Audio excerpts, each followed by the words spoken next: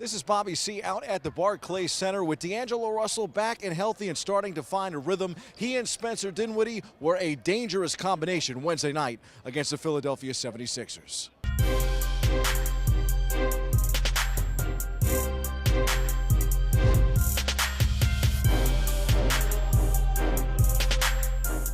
We really had no answer for their point guards, Dinwiddie and D'Angelo.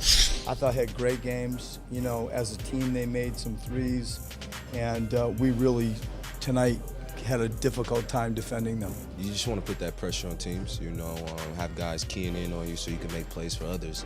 Not everybody on our team's, making plays for themselves. They need guys to do that. And I feel like coach puts the ball in our hands to make that happen for guys like that can really shoot the ball and guys that finish on the quick roll and stuff like that. So just trying to put that pressure on teams. D'Angelo said that you deserve more credit and how great you've played so far this year.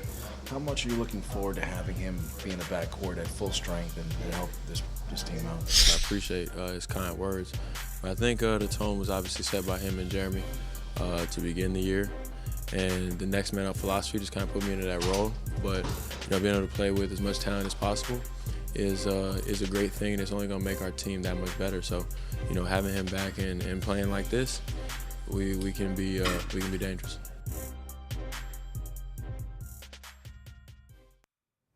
Spencer Dinwiddie scored 27 points. D'Angelo Russell added 22 in his best performance since returning from a knee surgery. And the Brooklyn Nets snapped a 4-game slide with a 116-108 victory over the 76ers Wednesday night. The 19-33 Nets are home tonight for the LA Lakers, who are without star standout rookie Lonzo Ball. He is nursing an injury himself. The evening does mark the return of Brook Lopez to Brooklyn, as well as another shot for Russell against his former team. As we showcased, Dinwiddie has been a bright spot for the Nets. He got the call this week that he'll be participating in the Skills Challenge at the All-Star Game in L.A. this month. Across town, Kristaps Porzingis will participate in the Skills Challenge at All-Star Weekend. He won the event last season. Porzingis scored 28 points as the Knicks completed a New York City sweep of the Nets with a 111-95 victory Tuesday night.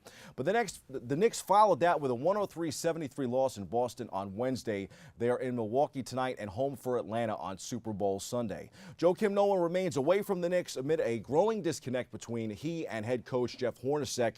Noah's recent interactions with Hornacek were bad enough to lead to his leaving the team, and it stands to reason that the Knicks might not want Noah back around a club that is so young. Porzingis wants the Knicks in the playoffs. The forward said he would prefer if the team added experienced talent at the trade deadline instead of tanking for the draft and making the postseason. However, unless a young star who fits their plans suddenly becomes available, the Knicks won't part with draft picks or gamble with cap space as the February 8th deadline nears. That probably means no Kemba Walker, folks, at least not until free agency. Was James Harden's 60-point triple-double on Tuesday night the first of its kind in NBA history, the greatest individual game ever? Probably not. According to BasketballReference.com's game score metric, it was only the 5th best game since the 1983-84 season. Still pretty darn good. Harden likely in the driver's seat for the MVP this season. Former Knick Stephon Marbury is about to hang him up, and he thinks he's a Hall of Famer. The two-time NBA All-Star told ESPN's The Undefeated that he is at peace with his 22-year professional basketball career ending in China on February 11th, just days before he turns 41 years old. Marbury plays for the China Basketball Association's Beijing Fly Dragons, whose regular season ends on February 11th. The Fly Dragons will not play in the postseason. Marbury said, open quote, "It's the Basketball Hall of Fame, not the NBA Hall of Fame. So for basketball, I played in the Olympics, I played in the Junior Olympics. With what I've done and given to basketball, it's all Hall of Fame," noting his success in China, where he won multiple championships and helped to build the sport. In Detroit, the Pistons are trying to build a winner. They traded for longtime LA Clippers star Blake Griffin this week. Griffin made his debut Thursday night and recorded 24 points, 10 rebounds, and 5 assists in a win over Memphis. Plenty of NBA news this week. Perhaps more notable than the Griffin deal was the rumor that LeBron James could be heading to the Golden State Warriors in free agency if the club could clear enough cap space. If that happens, is the league even worth watching anymore, folks? One NFL trade has certainly changed the landscape for a handful of teams this week. Quarterback Alex Smith went from Kansas City to Washington in a deal. He was then signed to an extension, meaning Kirk Cousins is available. While Cousins would no doubt be a good fit for the Jets, the free agent quarterback will have his pick of teams and offers. Where he goes could affect the NFL draft, and he is rumored to have some interest in the Cleveland Browns. The Browns have the #1 pick and are believed to be taking a quarterback unless, of course, they get Cousins in free agency. The Giants have the 2 pick, and the Jets, also looking for a QB, have the 6 slot. If they get Cousins, presumably they could acquire more talent at a different position at number 6. The Giants coaching staff is taking shape, but new head coach Pat Shurmur still has some key spots to fill, including offensive coordinator and quarterbacks coach. Shurmur, in a letter to season ticket holders, said, open quote, "We will restore Giants pride," close quote. The new head coach called it an honor to work for the franchise and said he is already working hard preparing for next season. Speaking of Giants greats, Phil Simms will be signing autographs on Sunday at Empire City Casino in Yonkers. Fans should arrive no later than 5:30 p.m. for the 6 p.m. event. Simms will also be doing a little chalk talk about the Super Bowl, which kicks off at 6:30 p.m. The Cleveland Indians will stop using the Chief Wahoo logo on their uniforms beginning in 2019, according to Major League Baseball, which said the popular symbol was no longer appropriate for use on the field. The logo has long been the source of anguish and frustration for those who consider it offensive, outdated, and racist, but for many of the team's fans, it is a cherished insignia. Spring training is nearly here, and there are dozens of free agents still available. Mets general manager Sandy Alderson anticipates a flurry of roster moves as a large number of players and teams in the next few weeks could be signed. This could be key for both the Yankees and the Mets. They still need to address a few areas, especially the Amazons. He was an amazing Yankee. Oscar Gamble will long be remembered for his afro, but don't forget his 200 career home runs. Gamble, who played 7 of his 17 seasons with the Yankees, died of a rare tumor of the jaw. He was 68. Oscar was a member of the 1976 and 1981 AL championship teams. He was also a fan favorite at All-Timers Day.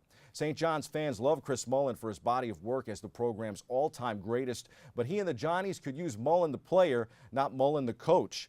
No, number 6 Xavier beat St. John's on Tuesday. The Red Storm are now 0-11 in the Big East. On the ice, the New York Islanders will make their much-anticipated return to Long Island next season, with the team scheduled to play 12 of their 41 home games at Nassau Coliseum during 2018-19. The Isles are home in Brooklyn Saturday for Columbus. The New York Rangers are in Nashville Saturday and in Dallas on Monday. And on a final sports roundup note, the New England Patriots, Tom Brady, they could make it number 6 this Sunday, but Super Bowl ring number 5 from last year caused a stir with Falcons ownership. As if Atlanta's epic collapse against the Patriots wasn't enough, Falcons owner Arthur Blank says the disappointment didn't lessen when New England unveiled its championship rings and all 283 diamonds embedded in them. Blank told the New York Times that he was bothered that the Patriots owner Robert Kraft seemingly took a jab at the Falcons by using 283 diamonds in each ring, reflecting the 28-3 lead Atlanta coughed up last February. Those are the headlines. We hit the C-list, where I'll explain why the Pats do make it number 6 on Sunday.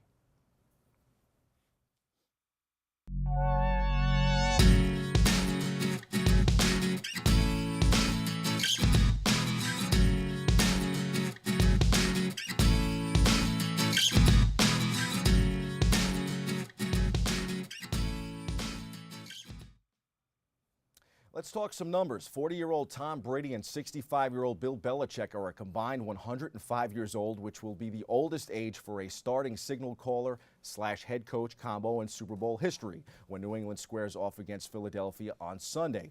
Brady has a chance to cement his legacy as the GOAT, greatest of all time, like MJ in the NBA. Brady can make it 6 rings, as is the Pats have 5, joining the Steelers, who have 6, the Cowboys with 5, and the Niners with 5 is the only teams with 5 championships in NFL history. Brady has 4 Super Bowl MVPs, besting his boyhood idol, Joe Montana, who has 3 for the top spot. The NFL has never seen a run of success like the one the New England Patriots are on right now as the team prepares to face the Eagles. My favorite stat is, since 2001, the year Brady took over as the starting QB, the Pats are 15-0 in the playoffs against a new opponent. Experience, to me, will help Tom Terrific get it done again. Brady has 9,721 yards in the playoffs, the most in league history. He has 992 completions in the playoffs, also an all-time high. And if Gronk is good to go, Rob Gronkowski's 856 career postseason receiving yards are the most for a tight end in NFL history. I think the Pats will have just enough against a very good Eagles team playing their backup quarterback, Nick Foles. I'll take the Pats 27-24. Who knows how many diamonds this championship ring will have? That's your sports. I'm Bobby C.